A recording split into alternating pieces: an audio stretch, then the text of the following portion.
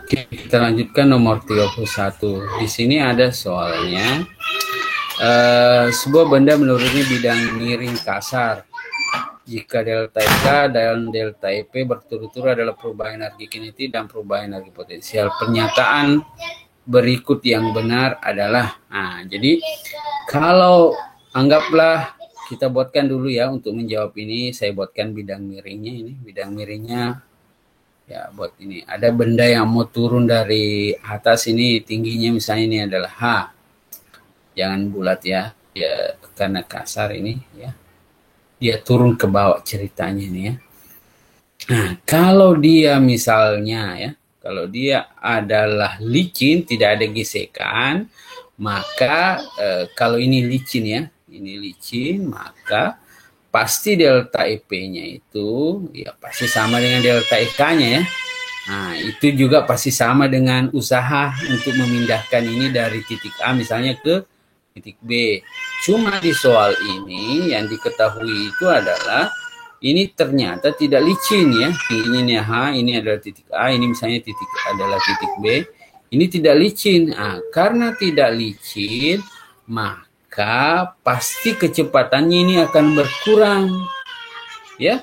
Karena pasti terhalangi geraknya ini oleh gesekan, makanya kecepatannya berkurang. Bagaimana energi potensialnya? Ya, energi potensialnya kan tetap sama sebesar H juga. Ya. Anggaplah dia licin, energi potensialnya sama dengan energi kinetiknya. Nah, energi kinetik pada saat dia licin kan yang paling maksimal. Itu yang sama dengan EP-nya. Nah, tapi karena ini berkurang kecepatannya, maka kita sebut bahwa perubahan energi kinetiknya pasti lebih kecil daripada perubahan energi potensialnya. Kenapa? Karena energi kinetiknya itu dipengaruhi oleh, ingat ini, setengah dari M kali V kuadrat. Nah, ini kan pasti perubahan energi kinetiknya besar ya. Kecil. Kenapa? Karena kecepatannya berkurang ya. Tidak sama ketika dia lebih licin ya. Maka saya bisa tulis berarti delta EK-nya pasti ini lebih besar atau lebih kecil.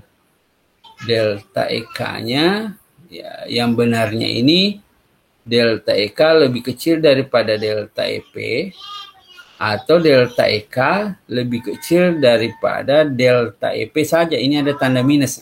Ini penting teman-teman pahami ya untuk kasus-kasus yang meninjau satu benda ya, ditinjau EP dan EK-nya, umumnya itu energi potensial itu selalu berkurang ya, energi kinetiknya itu bertambah sama dengan ini, meskipun sebenarnya berkurang kecepatannya, tapi energi maksudnya berkurang kalau dibandingkan dengan yang licin, tapi semakin ke bawah ini kecepatannya juga pasti akan semakin besar ya, dia juga akan semakin besar. Nah, tapi besarnya itu tidak akan sebesar kalau ini licin. Nah, maka selalu kita, ini kan sebenarnya mungkin teman-teman masih ingat penurunan di persamaan hukum skala energi mekanik ya pada sistem sistem yang konservatif ya. Kita peroleh itu delta EK sama dengan minus delta EP ya.